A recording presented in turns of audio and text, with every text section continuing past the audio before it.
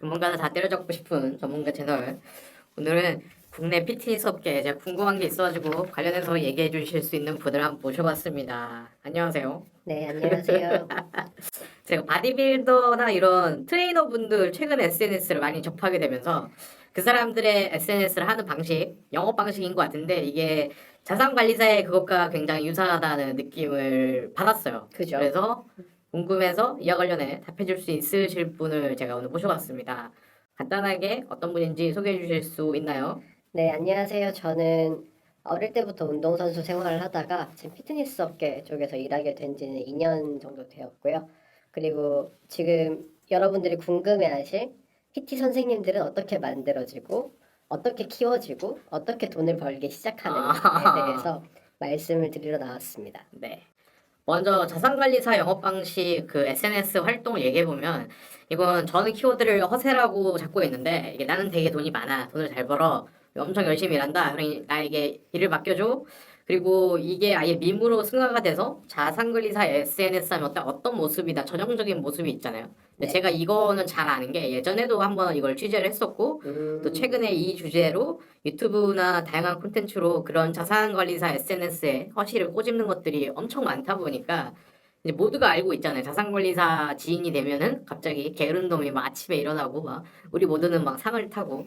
근데 맞아요. 최근에 트레이너 바디빌더들 SNS를 보면서 이런 것까지는 아니지만 전 되게 비슷하게 느꼈어요. 이렇게 부를 자랑하는 모습도 많이 보이고 또 맞아요. 이들한테는 부의 상징이 몸일 수가 있는데 화려한 몸을 자랑하는 것. 근데 이건 당연하다 생각이 드는데 그 다음으로 어떤 명품, 고가의 뭐 해외 외제차 이런 것들을 계속 보여주고 뭔가 셀럽, 인플루언서의 느낌을 계속 내려는 모습을 느꼈거든요. 그리고 같이 일하는 동료나 뭔가 같은 트레이너분들끼리 뭔가 크루질이라고 해야 되나? 그렇게 막 맞아요. 서로 으쌰으쌰하면서 물고 빨아주는 모습이 났는데 궁금한 게 이렇게 SNS 마케팅을 이제 이쪽 업계에서는 자산관리사처럼 누가 하나가 시작을 해서 성공을 해서 다 같이 이런 느낌으로 하는 것인지 이렇게 하면 더 돈을 벌 수 있는지 궁금합니다.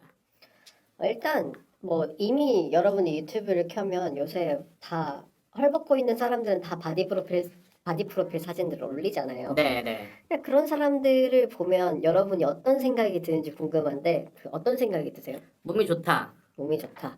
열심히 사는구나. 열심히 자기 사는구나. 개발을 위해 뭔가 의지가 있는 사람이다. 이런 생각이 듭니다.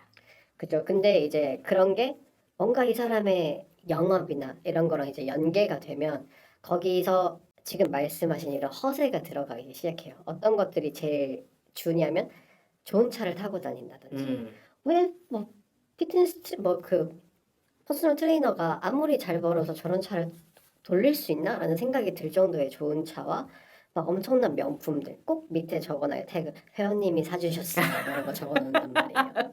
맞아, 맞아. 그러니까 그건 뭘 뜻하냐면 나는 이렇게 부자들을 가르친다. 아, 그래서 이런 사람들이 나를 믿는다.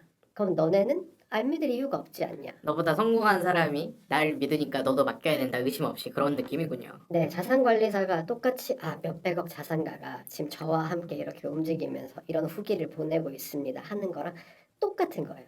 음, 그리고 예를 들어 그런 거죠. 차도 가끔 이거 회원님이 이제 그뭐 대회 나가서 입상하셔서 기분 좋다고 사주셨다 뭐 이런 글들이 되게 많아요. 네, 생각보다. 네.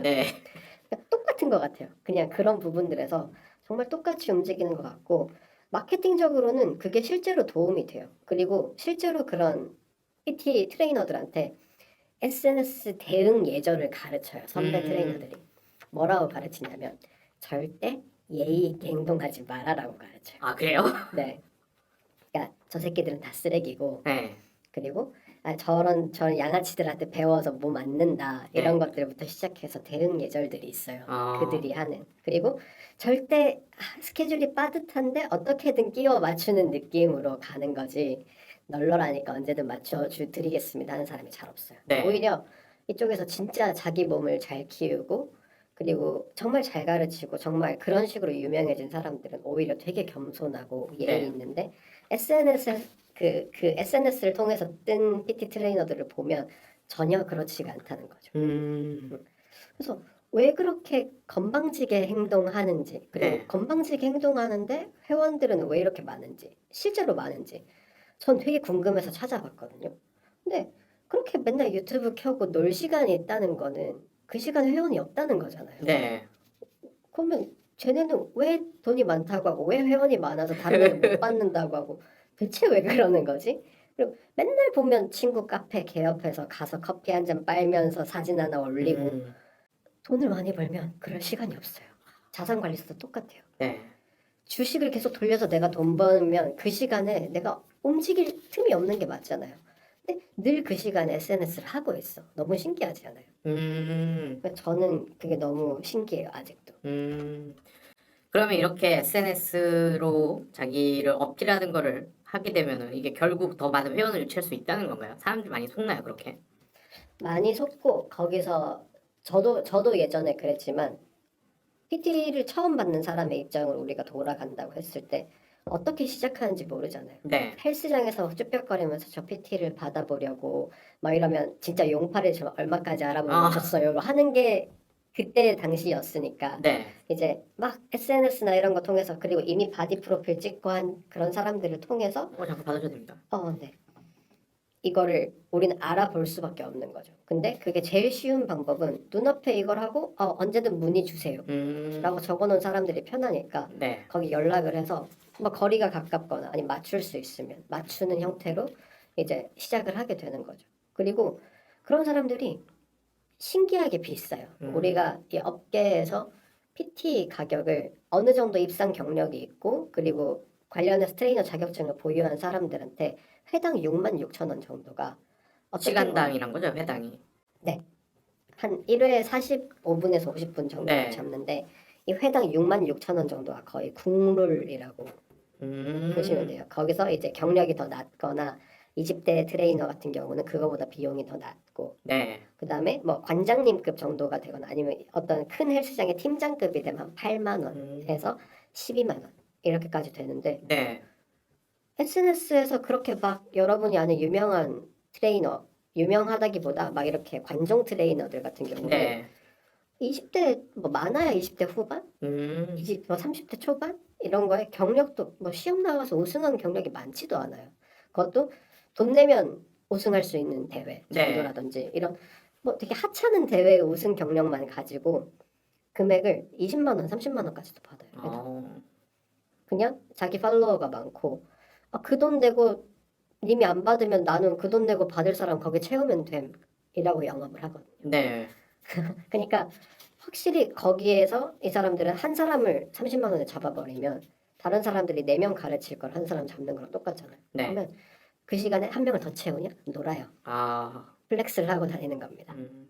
뭐 그런 식으로 그 시장은 돌아가고 있다라고 보시면 좋을 것 같아요. 그렇게 SNS를 많이 하면은 본인 몸값도 오르게 되나요? 어떤 센터에 소속되어 있는 트레이너라면 급여가 더 받게 되나요? 그거는 이제 계약 관계를 좀 따져보면 되는데 그 PT 그 트레이너 분들이 어떻게 처음 트레이너가 된다고 생각하세요? 잘 모르겠어요. 그냥 뭐 이런 체대에 나와가지고 그런 자격증이나 대회 나간 다음에 트레이너가 되는 게 아닐까요? 그런 정상적인 코스를 밟는 게 우린 너무 당연하다고 생각이 들잖아요. 네. 체대 나오고 이런 식으로 하는데 대부분이 그렇지 않아요. 대부분 여러분 옆에서 쇠질을 하고 있는 사람 중에 좀 괜찮은 사람들이 그 길거리 캐스팅처럼 네. 이렇게 트레이너 한번 해보실래요? 이런 식으로 어. 영입이 돼서 갑니다.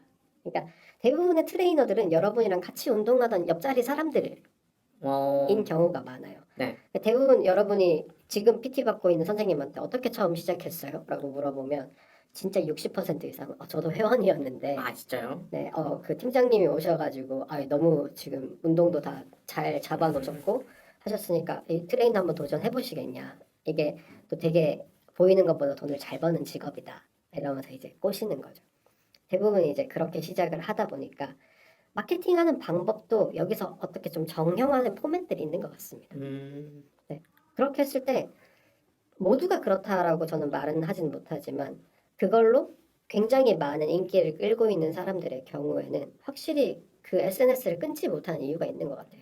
일단 모 유튜버 같은 경우 막 주장 논란으로 네. 지난 겨울에 그런 이슈가 많았죠. 네, 들어갔다가 3개월인가 이제 지나면 수익이 안 나오기 시작한다면서요. 네, 유튜브가. 그때 진짜 칼같이 2개월 28일 이렇게만 복귀를 하잖아요. 이제 또 옷 입고 나서 달라지겠습니다. 뭐 이런 거 하고 네. 그 너무 국룰을 따라가서 그게 돈이 된다라는 거를 그런 사람들이 증명하고 있지 음. 않나라고 저는 생각을 합니다. 예전에도 헬스장 많았고 지금도 많지만 더 그런 바디 트레이너, 헬스 트레이너 이런 사람들, 예쁜 몸을 만들어주는 사람들이 늘어나는 것 같거든요. 그러니까 이런 사람들이 늘어나는 건 이런 거에 대한 수요가 더 늘어난 건가라는 생각이 들어요. 그래서 더 건강한 몸을 넘어서 예쁘고 막 조각 같은 몸, 혹은 뭐 여자들이 예쁜 라인 이런 거에 대한 수요가 늘어난 게 아닐까 싶은데 그거에 대해서는 어떻게 생각하신가요? 실제 이런 헬스장의 회원들이 늘어나는 건지 아니면 바디 프로필과 같은 혹은 예쁜 몸에 대한 대중의 수요가 늘어난 건지 관계자분으로 보기엔 어떠신 것 같습니까?